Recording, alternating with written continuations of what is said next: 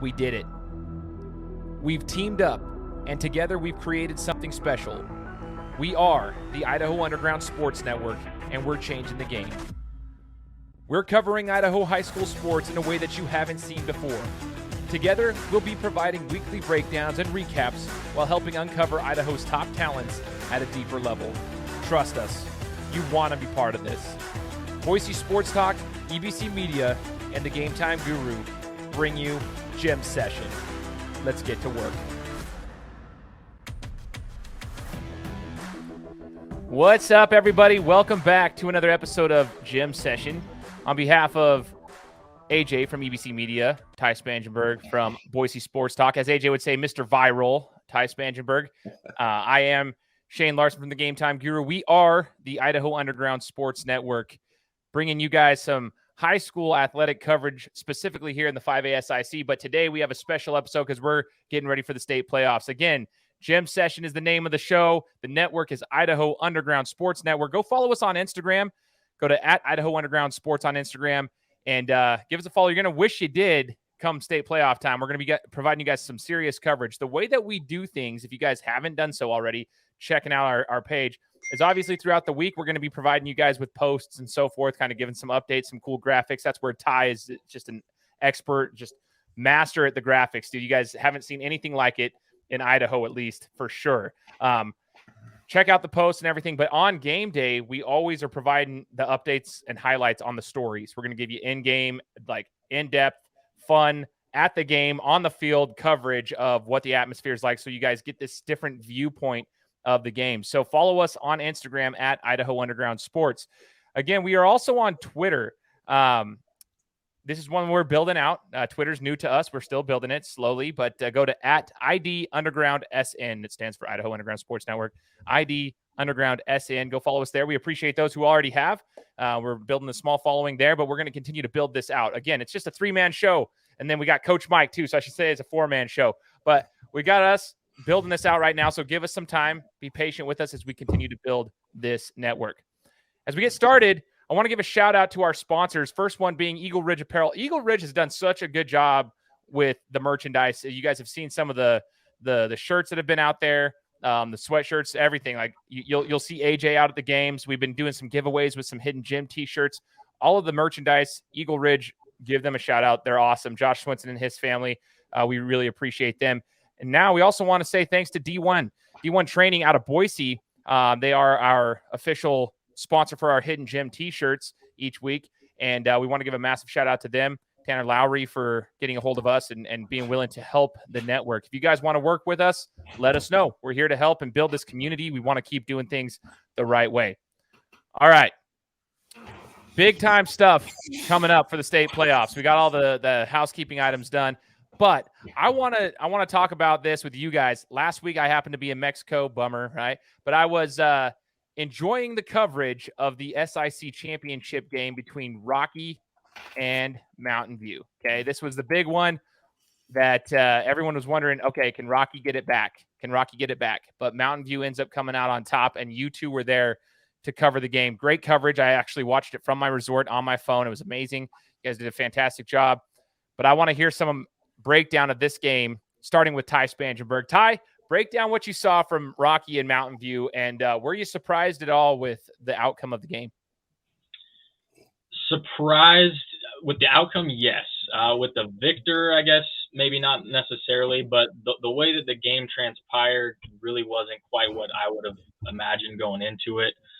Rocky's offense, really shot themselves in the foot throughout most of the game. I had a mom message me, I think one of the Rocky moms, and she actually said, Rocky needed to play a perfect game to beat Mountain View, and they simply just did not do that. A lot of miscues offensively, some interesting looks offensively.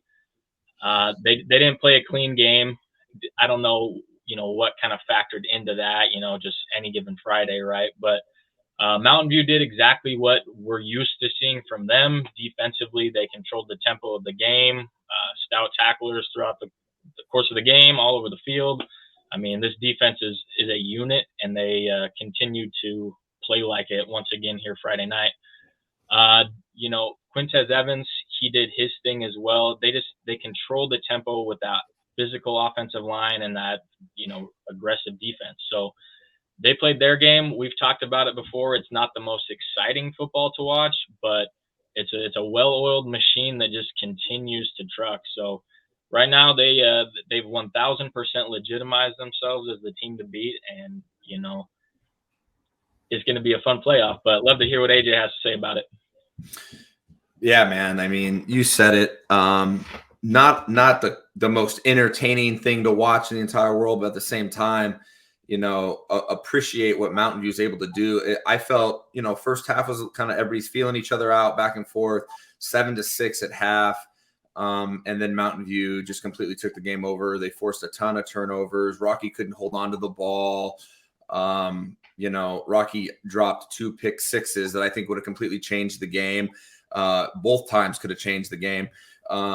Those are plays those guys usually make. I think if they see each other a third time, those are plays that Rocky's going to have to make to beat this team. Like the Rocky mom said, like you can't make mistakes against Mountain View because of the way they control the game. Ty just touched on that.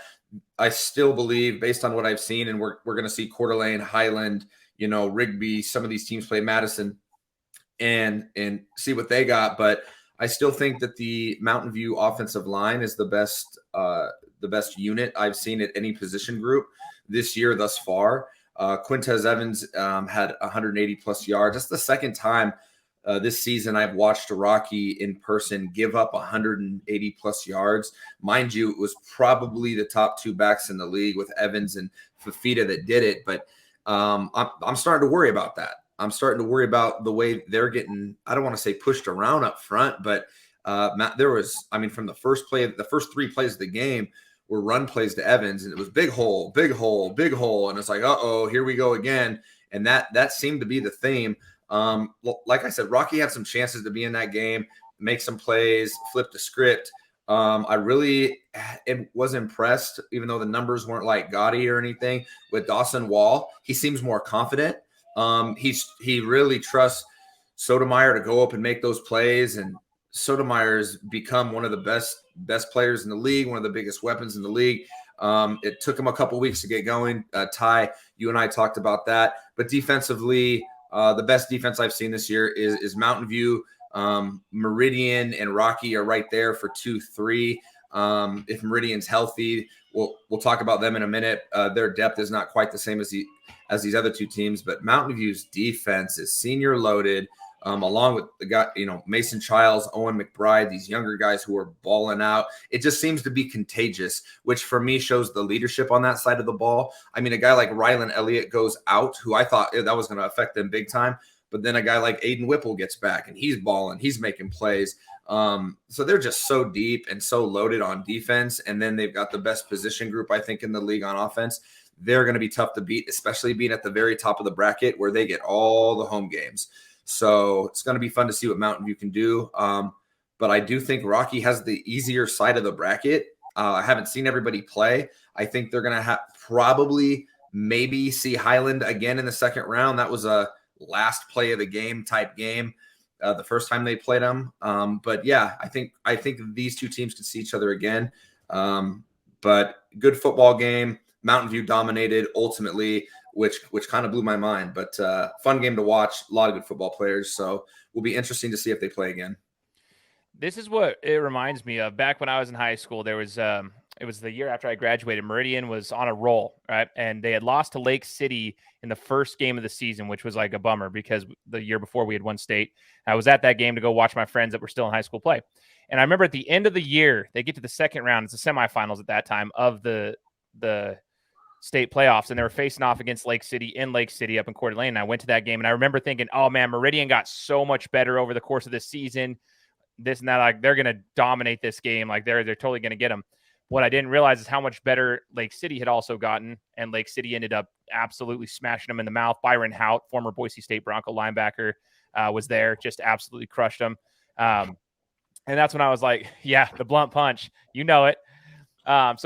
So that's what it kind of reminds me of, is like, yeah, we're all talking about, we knew Rocky was getting better. We knew Rocky was getting better. But in the meantime, Mountain View just keeps polishing up this stone of what they are, and they keep getting better.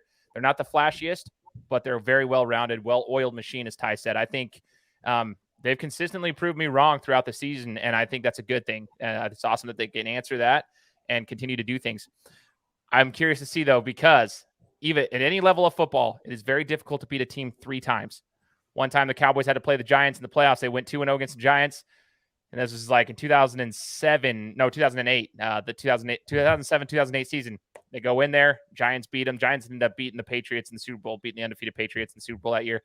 And I remember them saying the Cowboys are going to have a hard time against the Giants because it's hard to beat a team 3 times at any level of football. That's what might happen when you see Mountain View and Rocky if they happen to match up in the state championship. So, good game. Congrats to the Mavs, the SIC champions. And shout out Jason Ward. We were looking at that trophy that he got for him and everything, like the trophy for the teams. It's cool to see the progression of high school football in the Valley. I just think that just that alone is kind of cool to have that out there, and just the cool things that are happening across the Valley with Idaho high school football. All right, fellas. Okay, drum roll. We got state playoffs coming our way. Like, it was kind of weird. We didn't even have the standings till a couple days ago, like the whole playout for it, because we had to see that Kansas City playoff between the 3 teams. That was very interesting in and of itself. If those who are listening don't know what we're referring to, go back to our Instagram page and listen to AJ's breakdown of how that even works. That he did that before the Kansas City playoff happened between the 3 teams, and gives you a whole breakdown of the rules and everything. But because of that, which was very crazy, we got Borah slipping in and like everyone, it's just a weird setup to how it is, but now we're all set. And we're going to start talking about some of these matchups that we're excited for. Starting, we're going to look at the top of the bracket. Round 1, Meridian versus Madison. Now we're all fans of the Warriors. We have ties there. We've been covering a lot of the teams here from the SIC, but we get to see Madison come to town on Friday. And what I'm excited for, I'm going to be at this game. I'm excited for the fan base, the atmosphere. I expect Madison to bring their fans just like they do for basketball state. I would hope to see their fans there for football too. They travel well pretty much with everything they do. I hope to see that there. That's my expectation. So there's that. And then Meridian obviously has their fan base. I'm excited for the atmosphere, but on the field, we need to break down what's going to happen, because the atmosphere is great, but they're not the ones playing the game. So I'm going to start with AJ, because you had some things to say about Madison's quarterback and what we can expect from them, because those people here in the Valley who might not know what Madison's all about, let's hear about their strengths so that we know what to expect when they come to town. Yeah, so like you were saying, Madison, I have not, since I've been out here for about 5 years, no one has traveled better from a fan base perspective than Madison for basketball, at least. So and then they just beat the #1 team in the state, Rigby. So I would be surprised if they don't fill that whole side of the stadium up. Like, Meridian better show up and show out, because this is, I mean, a team that just is healthy from what I'm hearing and just beat the #1 team in the state. That's your first round game. At least it's at home, because I know Meridian is not fully healthy. I know they're banged up in some areas that I think could ultimately affect them negatively in this game. But from a Madison perspective, their quarterback, Ben Dredge, former running back, very good running back, is now playing quarterback. He's got a big arm. He can throw the ball deep. I know they run the ball with him a lot. Sweep right, sweep left. They just let him do his thing, and which is very difficult, right? When you got a dual threat guy like that. What I'm hearing is he's one of the top dual threat quarterbacks in Idaho, no question. He's got 2 weapons on the outside. And I know some of these Madison guys from basketball, and obviously they're going to be a little biased, but what I'm hearing is that Madison has the top wide receiver duo in Idaho, according to those guys, in Logan Crane and Cam Porter. Both are deep threat guys. I don't think that they have much of a short passing game. I think they're going deep often. They want to make big plays, and then they let their quarterback do his thing because he's so difficult to handle inside and outside the tackles. So it's going to be interesting to see what Meridian can do up front. They've got the linebackers that can make the plays in Carson Gooley and William and Reynolds and all these guys, but I know they're banged up front a little bit. And if not everybody plays, I'm a little bit worried for Meridian, but we'll wait and see until Friday. But also defensively, Madison, They're big, they're physical, they're stout. They've got a defensive lineman who's getting Division I looks in Sam Rasmussen. That offensive line better be ready for Mr. Rasmussen, because they were not ready for Rocky Mountain when we watched them, because Martinez never had a chance to get set. I think that was his worst game statistically, or any of their Zeke or Malachi's worst game statistically from a percentage standpoint against Rocky, because Malachi was running, east and west. He wasn't running north and south. And so with a guy like Sam Rasmussen for Madison, he's going to be a big problem. And that offensive line better be ready to deal with him, just like they had to deal with, Mason Jacobson and Landon Young and all those type of guys, because they didn't handle them well. So hopefully they've learned from that, because Rasmussen's coming. Crane on the outside. Logan Crane is going to be one of the top overall athletes in the state of Idaho. I know him from basketball. He's a beast. He's a physical kid. He wants to be physical. He wants to go up over the top. So the Ninja Turtles, I think it's going to come down to the Ninja Turtles making plays, to be completely honest with you. I think the linebacking core and that front seven for Meridian is good enough. Hopefully they're fully healthy. Like I said, I don't think they're going to be, but hopefully they're fully healthy. And I think that's going to be a big deal. And then I think it's going to come down to the Ninja Turtles. That's what's going to dictate the outcome of this game. Ultimately, if Malachi Martinez has time to throw the ball, I think Madison's going to be surprised on what he's going to be able to do, because he's healthy.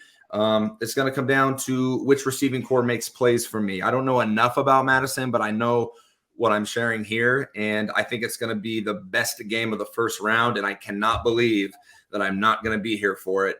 I'm going to be up in Coeur d'Alene covering the state volleyball tournament, and I may try somehow, some way to get to Lewiston to cover the Capital Lewiston game if I'm able to. But this is going to be a fun one, and Guru, I'm jealous that you get to go. So yeah, I'm excited about this one. And to touch base on a couple of things, it's football 101.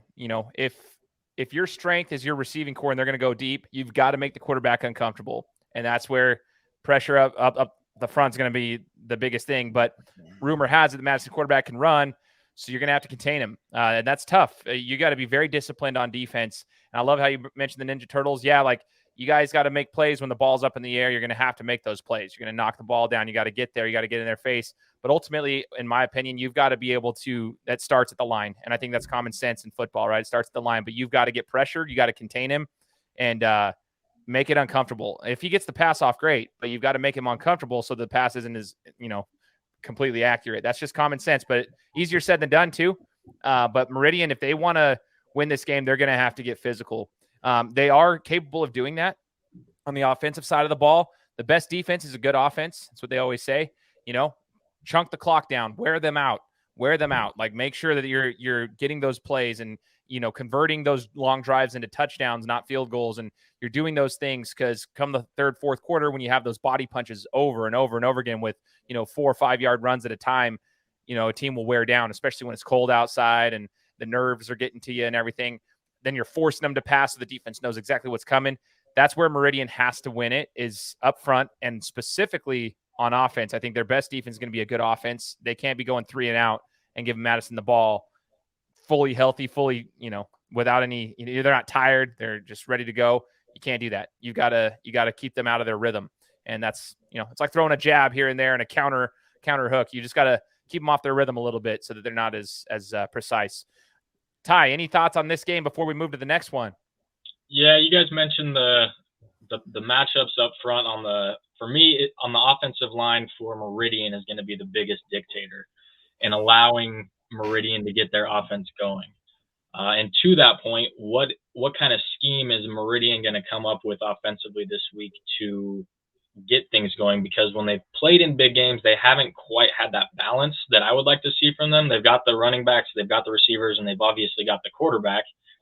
They got to get a good balance going on. Sometimes they try and force the deep ball without building it up, and that's how you get a successful deep ball. Is you get them stacking the box with cross, run them 3 or 4 plays in a row. He's going to get you 2 first downs on those 4 plays. So, but that comes down to the offensive line, right? So, what Meridian's offensive line is able to put out this week, and what do the coaches do offensively to get the Warriors going? It's going to be an interesting one. Like AJ said, I'm stoked for this one. Here's what I want to do to switch this one up this week, guys. Rather than wait until the end of it, since we only got 4 games to cover right now, I want to get our picks for the game as we discuss it. So I'm going to start, and I'm going to say Meridian wins it at home, but it's going to be a close one. I think it's going to be a dogfight. I see it being a 20-17 game. Very, very close matchup. But I think Meridian can get the job done. I don't think it's going to be a high scoring one. It's going to be cold outside, but I think it's going to be a dogfight. I've got Meridian winning it by 3 or at least less than a touchdown. AJ, what's your thoughts? Yeah, I mean, I'm not going to pick against Meridian, especially at home. Like I've said 100 times, if I'm having to take one team that I want personally to win the whole thing, it's Meridian. Because of my connections there. I'm worried for Meridian. I'm going to be honest with you, especially Madison coming off that loss and the level of confidence. I'm hearing these, I'm talking to these guys. I'm DMing these guys. They are confident. They are ready to go. They're healthy everywhere they need to be healthy. And they can't wait to get out here and show everybody what they can do. But I'm going with Meridian. But that's tough for me. I'm going to tell you, I haven't seen Madison, but I know those kids at Madison. Since I started coaching basketball at Eagle 5 years ago, that Eagle group I had always had to deal with that Madison group. So I know that Madison senior group over there very well, and they got some guys, and they are confident, they're physical, and they're going to be a top 3 or 4 team in basketball too. So those are the type of athletes that are out there. They're tough kids, country boys. I'm worried for Meridian. I want Meridian. I think Meridian can do it, but the Ninja Turtle is going to have to show up and deal with Shredder and the boys. I dig it. Ty, what's your thoughts? I'm in the same boat as you guys. This is going to be a dogfight. I'm going to go with my gut, which I've done with every single Meridian game this season. 9-0 picking in their games. Sticking with my gut. I'm going to go with the Warriors. We got all 3. No disrespect to Madison. Guys, keep in mind, like, there's no disrespect to Madison. We look like a bunch of homers, picking the SIC team, but Again, I'm going with my gut on this one. I think it could go either way. We obviously haven't seen Madison play, but sometimes you just got to trust your intuition. 100%. 100%. We're picking the Warriors, so don't let us down, guys. We'll see what happens. Now, get into the next game here. It's going to be an interesting one. I am not 100% sure on this one, so this is going to be interesting. We've got Lewiston taking on Capital. If anyone's ever been to Lewiston High School, I'm not sure if you guys have. It's not the best place in the world to travel up to. It's tough. And I always have a bad taste in my mouth about Lewiston, and it's not disrespect to them. It's actually a big respect call here. When we played them in the state tournament for basketball when I was a senior, we were like, who's this Lewiston crew? And they came out, and they were it's like AJ were saying, like country boys. Like this is like they were athletes that didn't look it, and they smoked us in basketball first round of the state tournament. And I remember thinking, man, like they came out, we're like, oh yeah, we got these guys. That happened a couple times in my life, but they smoked us. So I've always had a respect for Lewiston, but going up to Lewiston and playing in their location is not an easy thing to do. Historically, it's hard to do. It's hard to go up there and win. Capital's got a tough one on their hands. Do I think they can do it? Yes, but it's going to depend on their leadership and how much gas they have left in the tank. Ty, what are your thoughts on Lewiston versus Capital? My only real sample size about Lewiston is they took care of business against CUNA week 1. That's the only other SIC matchup, to kind of gauge off of. And I think that was a 57-20 game or something, 50-20, something in that ballpark. CUNA has proven to not be all that great. And I know that's week 1, but getting up 20 points on a Lewiston team like that, they have the playmakers individually that are near tops in the state, in my opinion. Now, do they show up like they did last week against Timberline? Or are we going to get something like we got against Mountain View or Meridian? This team, now that they got their coach retiring, they're fresh off a big win. They've got the offensive playmakers.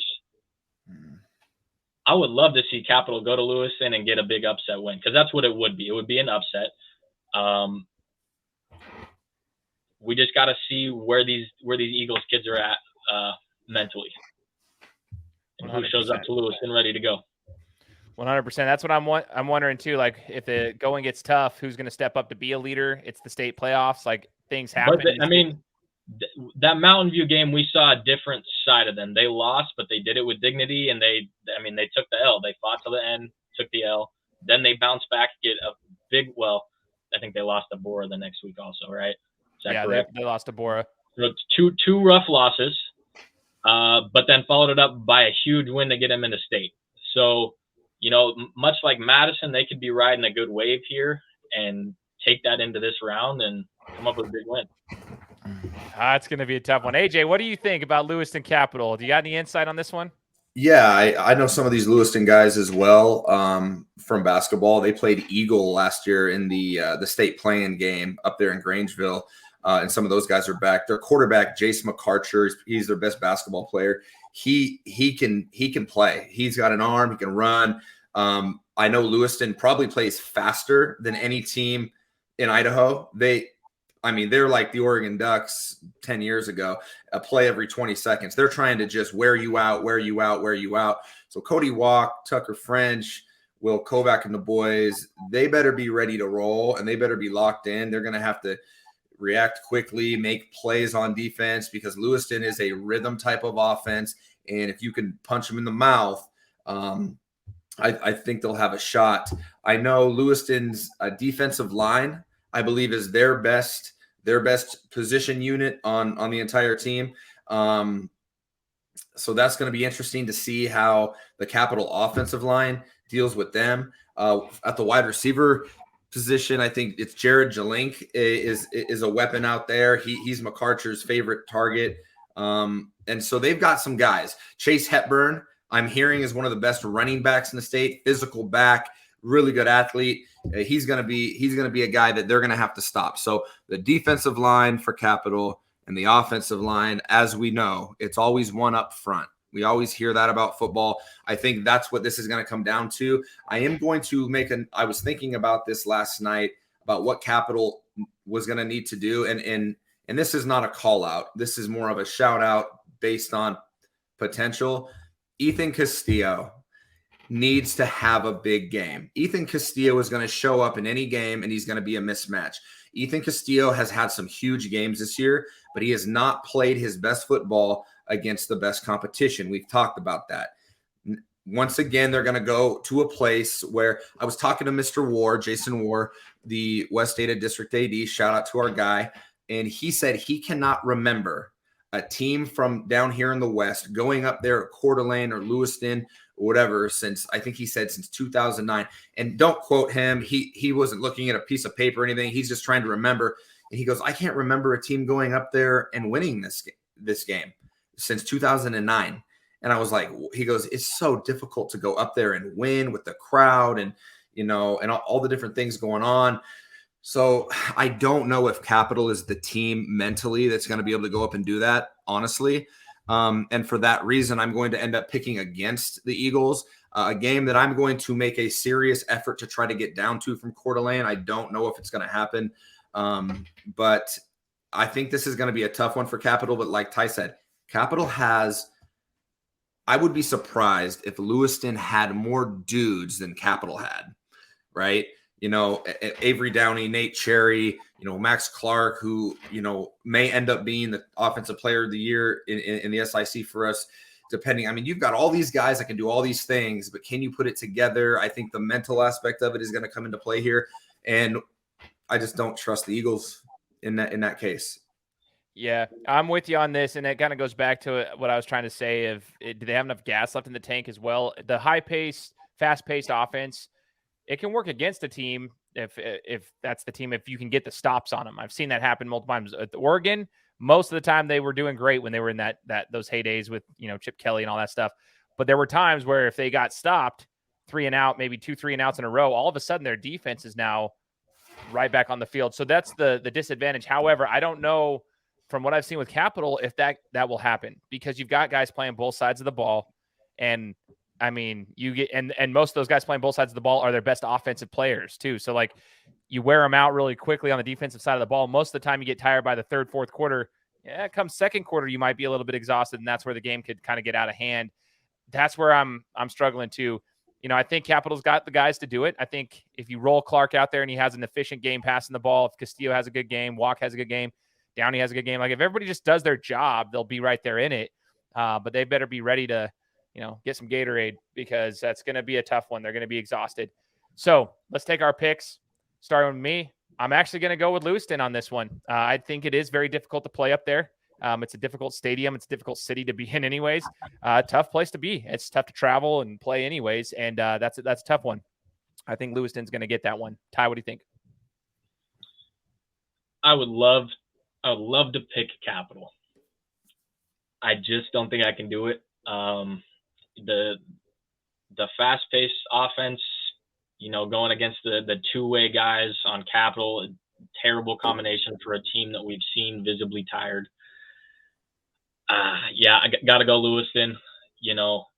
Hearing that fun fact that Mr. Ward presented, that didn't help me wanting to pick Capital. But unfortunately, I don't think Capital will have the juice to sustain a whole game. AJ. Yeah, I'm gonna go with Lewiston. I didn't talk much about their defense. I know their defensive line, I said, is a great unit. They've got guys, Robert Storm, Vincent Shriver, and Blake Hill are the three guys on defense that are their big playmakers. Capital's got to find a way to, neutralize those guys and let their playmakers get out there and make big plays. Like I said, if Ethan Castillo doesn't have a big game in this game, I really don't think it's gonna be close. I think Olsen needs to do his thing as well. They have the pieces, but I'm going Lewiston. A lot like Meridian, they need to have a little bit more balance to their game this week. Olsen, I think, was kind of coming back from being banged up, and they've been, I think maybe keeping him stashed and not trying to wear him down these last 3 or 4 weeks. But hopefully we see, a good balanced outing from them. But they're going to need it. Big time. Absolutely. Looks like we're all in agreement here. Moving on to the next game here down the bracket. You guys can see our bracket that Ty so amazingly put together here on our Instagram page. Go to Idaho Underground Sports on Instagram. You can check it out. The next one down, we got Eagle versus Borah. Eagle being the in my opinion, the hottest team in the SIC in regards to just their momentum. Obviously, Mountain View is the champions for a reason, but I think Eagle, just their momentum is just flowing right now. And even that loss to Mountain View that we saw a couple weeks back, about a month ago, they were still fought in that one. It was a very close game, right? And after that, they just kept the momentum rolling. Eagles doing a great job right now. The Mustangs are rolling. Very solid attack. Lines getting better. We've talked about them week after week. We've seen them improve. Their quarterback play is pretty efficient. Their running game is efficient. Their defense is locking down. The green grenades over there, they're doing their thing, right? And Borah has surprised me the second half of their season. However, it just seems like when they got matched up against a solid team, they don't have the it factor, in my opinion. I like the Lions. I love the fact that they had a resurgence in their second half of their season. But they're going into a tough place. So Ty, break it down. Yeah, the Mustangs definitely are the dark horse right now, and I say dark horse because they're the hot team, but they're not the team to beat right now, which Mountain View is, and it works out because they're a horse. So, but yes, Jack Benson, second best TD interception ratio in the league, 15 touchdowns, 3 picks. He's gonna eat up the Lions secondary this week. Are the Lions happy to be in state? Guaranteed. I guarantee every one of those guys is happy about that. But my question is, would they have been sad if they didn't make state? I think that some of their fight may have left them, and I hope that I'm wrong about that, and I hope that they come out and, punch Eagle in the face every given play. But I just don't. I think that their fight might be done for the year. They would need a monster game from Bradley Toth, Parker Rushton, Aiden Bolt. McCarney would need to have, really clean his game up after, a couple rough stretches here. I think he had 4 picks this past game. They would need their best game of the season, and I don't think they're going to do that against, like we said, the hottest team in the SIC right now. Eagles' offense is so balanced. I think Benson could be up there with Max Clark numbers had he been in just a different system. Eagles got four rushers, I think, in the top 15 in the league now. So, and Benson's included in that, but it just shows their balance and what they're doing. Much like Mountain View, it's just a really well-oiled machine right now, and all of their position groups are clicking and doing their jobs. So, Eagles a team to beat in that one for sure. AJ, Eagles, your boys, man. That's your crew right there. You got some boys on the team that you've known for quite a while. What do you expect from them going into this one? Well, after what Cody Walk just did with 170 yards, 3 touchdowns, I expect Donovan Jones to be Donovan Jones. Borah better get that figured out, because Donovan Jones is on the same level as Cody Walk, if not a little bit better from a receiving standpoint. But man, Eagle all year we've talked about has not been great at stopping the run. That's what Borah wants to do. Can Parker Rushton average 6-7 yards a carry and control the game and shorten the game? Because Bradley Toth is not popping off, not with Brock White and Gage Jones playing the green grenade, like you were saying. I don't see Bradley Toth going off. I don't see that passing game getting going.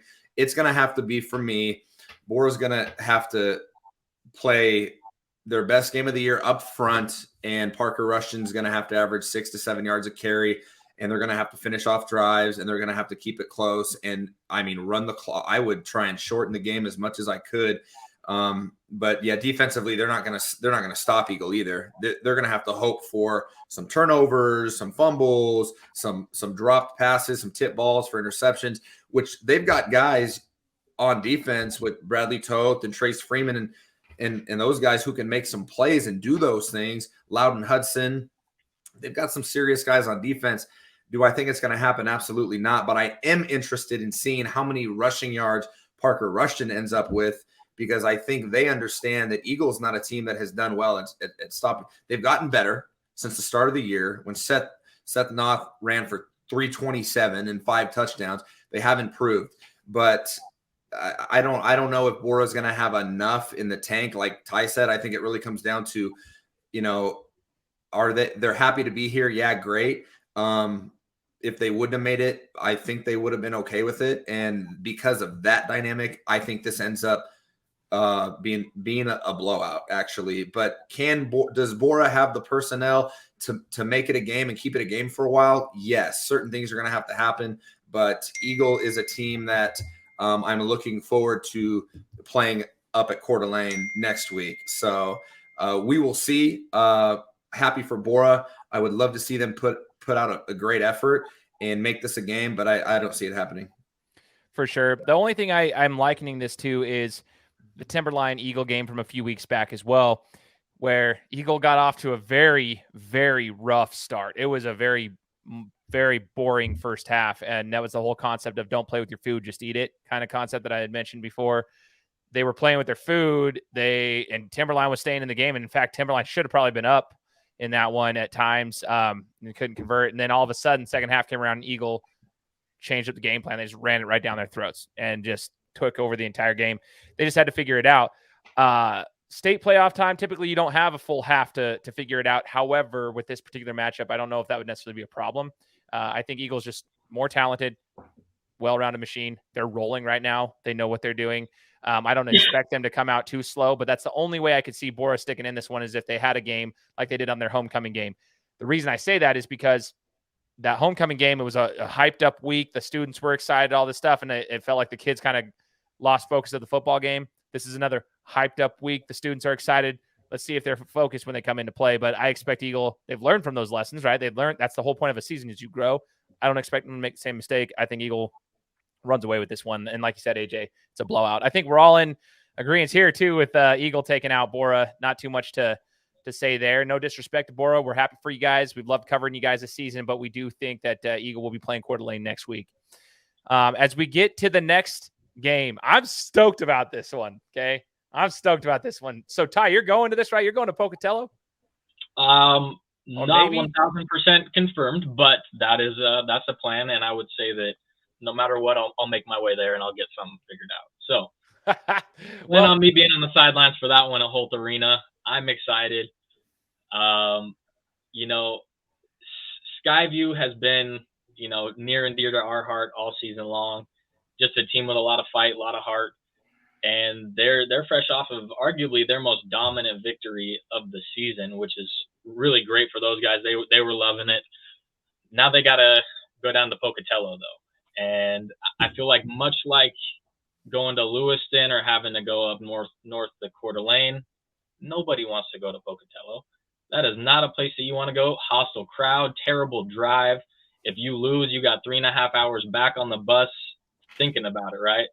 So this is going to be, obviously we're at state, so this is Skyview's toughest game to date, right? But Highland might arguably be their toughest matchup to date as well. Highland Rocky, we saw a great game from those two. We saw a dominant performance. I wouldn't even say dominant. Rocky over Skyview. They won convincingly. I don't know if dominant was the word. I got to make it fun, and I'm going to give you my pick right now. I'm going with the upset. I'm going with the Hawks. Hawk a flock of flame, baby. Let's get it going. I'm going to be down there. I hope these guys hear it. I hope they see it, and I hope they get it going because I'm all about the upset. Everyone loves the underdog, and these guys are the definition of it. So this is going to be a really fun one. I'm excited to be there. Can't wait to hear what you guys have to say. Oh, hold on a second. So here's the deal. Pocatello, armpit of Idaho. Disgusting. Going up, it's a quicker drive, 3.5 hour drive compared to like the 6 hour to Lewiston or 9 to freaking Coeur d'Alene or whatever it may be, right? But it's gross. I hated it. However, Holt Arena is always a good place to be. The weather's nice, obviously, because it's inside. That actually works to Skyview's advantage, in my opinion, because they're going to run the ball. They're going to be able to throw the ball. Like, you don't really have any weather factors, which is actually pretty crazy, especially come state time. It's a huge factor, honestly. But I hate going there. I think it's the best thing for Skyview. I think it's the best matchup they could possibly have as far as there's a lot of other matchups that could be tough.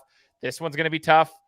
But I think it plays into Skyview's favor. So I'm just going to say right now, I'm not disrespecting Highland. I actually really appreciate their program. I think they're for years, historically, just a dominant program. They always fight for state titles. They're always at least in there. I think Skyview is going to pull this one off. Okay, AJ, go ahead. Well, okay. I appreciate you guys going first. I'm going to go with Highland. Here's what, only because I was planning on picking Skyview. I got to try and find a way to catch BST. Okay. Yep. I'm sick of sitting in second place. It doesn't feel good. Tied in second with Austin Bolt too, which is a disaster. I feel like, but no, I don't think Highland has seen anybody like Antonio Fafita. I mean, quick story.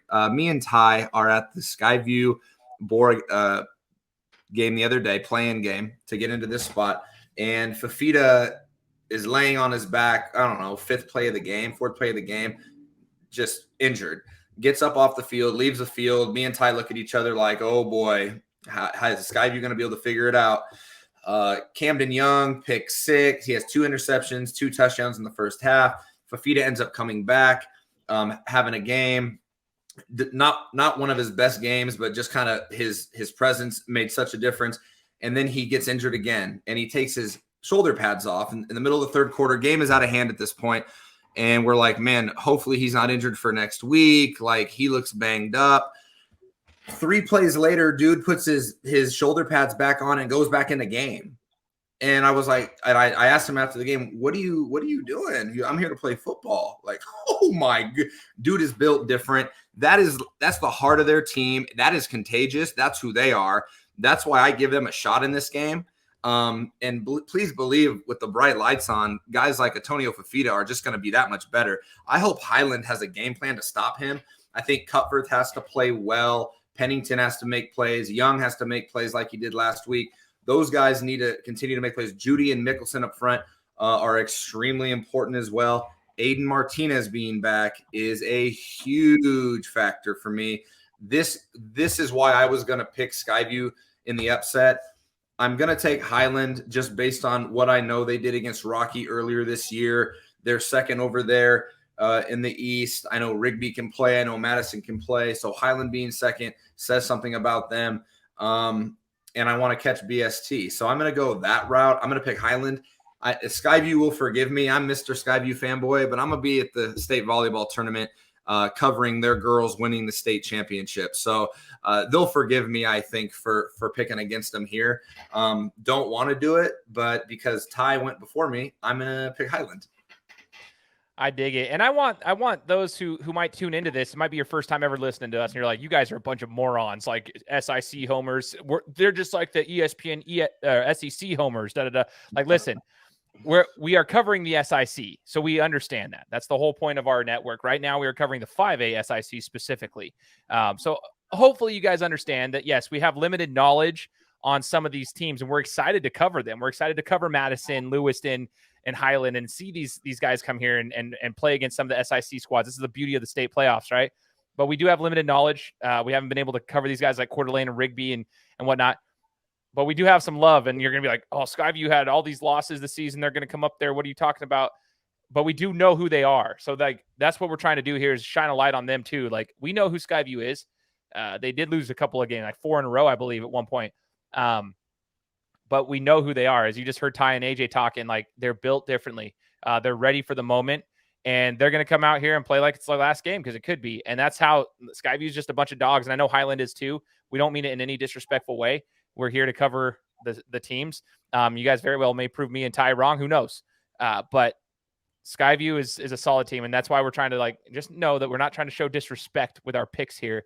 We're looking forward to seeing you guys play. So hopefully you guys feel the love from us as we get to cover you guys more and more moving forward. So, all right, we got our picks here. We're gonna tell you guys who Austin Bolt is picking. If we can't get his video in today, we'll cut over to that if we've got his picks. If not, stay tuned for his picks, because we'll have them on a post here on our Instagram channel. Again, I'm going to remind you guys, at Idaho Underground Sports on Instagram. You don't want to miss what we've got coming for you coming the state playoff time. Like, we're going to be covering it, and you'll figure out where Ty's going, if he's really going down to Pocatello, if he's staying here, what Ty's going to be doing. I'll be at the Meridian game versus Madison on Friday. AJ is going to be up north covering some volleyball. So follow EBC Media on Instagram, and make sure you guys check that out. So with that being said, we're looking forward to this. We got some big-time players. Ty just popped off. Looks like some technical difficulties. No big deal. We'll wrap it up. AJ, any final words? Well, actually, Ty's popping back on. AJ, any final words before we sign off here? No, just like you said, I'm excited about, the state tournament. I'm excited to get to shine a light on these East teams, these North teams. When we pick against teams, it's not the personal. We're just going off, the way we view the game, what we know about the players, the teams, the matchups, schemes, all that type of stuff. We're having fun with it. Anybody out there that takes it personal, like, if you need a hug, all three of us are huggers. Like, let us know. It's gonna be fine. We're all fans of different kids and different teams because of relationships and all that. But man, I mean, I'll pick who I think is gonna win the game. I mean, I'm a Skyview fanboy. I mean, a big time homer. I'm traveling up to Coeur d'Alene with 2 Skyview families, and we're getting an Airbnb together. Like, they're not going to be real happy with me about this pick. I'm going to have to deal with that, probably make dinner the first night, but it's fine. Like, it's all fun. Our goal is to shine a light on the players, the athletes in the state of Idaho. And that's what we're doing. So give us a follow on Instagram. Help us build what we're doing, because it's all for the kids. And if you want to support us, like my man Shane said, just hit us up. So appreciate everybody that supports the podcast. Ty, any words as we wrap this one up? Yeah. To AJ's point about, when we pick against a team, all love to the Mountain View guys. They handled it super well. They were cool about it. They give us a hard time like they should, but I think, beginning of the season, they might not have taken it all love, but I think we've gotten to that point now where it's all love, all respect, and we're all here for it. My other point, Denver Broncos here, they have just been terrible. So I thought I'd give them some love and get them going a little bit, Hey, there you go. You got your Chargers. Yes. Sorry, I had to explain why I had my 3 and 4 jerseys up, fine. But I got really excited about picking Skyview. Obviously that's upset city. You got to pick an upset. That's what we're here for. It's going to be a fun weekend. I'm excited for it. I'm so stoked. State playoffs, guys. Like, this is what we built this network for, this reason, to be able to provide you guys coverage, to show the love to the kids, and see some good athletes, like good athletes, good athletics, good programs with the fans and everything. This is what we did it for, because we love this stuff. This is what we enjoy doing. We enjoy being around it. No place I'd rather be on a Friday night, and that's including Cabo San Lucas in Mexico. I'd rather be under the lights on the sideline covering some football, because it's just the smell of the hot dogs. It's the cold weather. It's the hits. You can smell the sweat. You can hear the coaches yelling. It's everything about it that we love. So I want to give a shout out real quick. Oh, and go ahead. If you're lucky, you might catch a pass. Oh, yeah. With one hand. You might go viral. There we go. Hey, go follow Ty at Boise Sports Talk on Instagram. I want to make sure you guys know where our individual channels are at. We've also got AJ at EBC_media. So EBC Media on Instagram, and myself at Game Time Guru on Instagram. If you guys just want to follow our other channels, totally cool. We've got separate business ventures for media as well. But yes, follow us at Idaho Underground Sports. This is Gym Session, and we're signing off. Take care.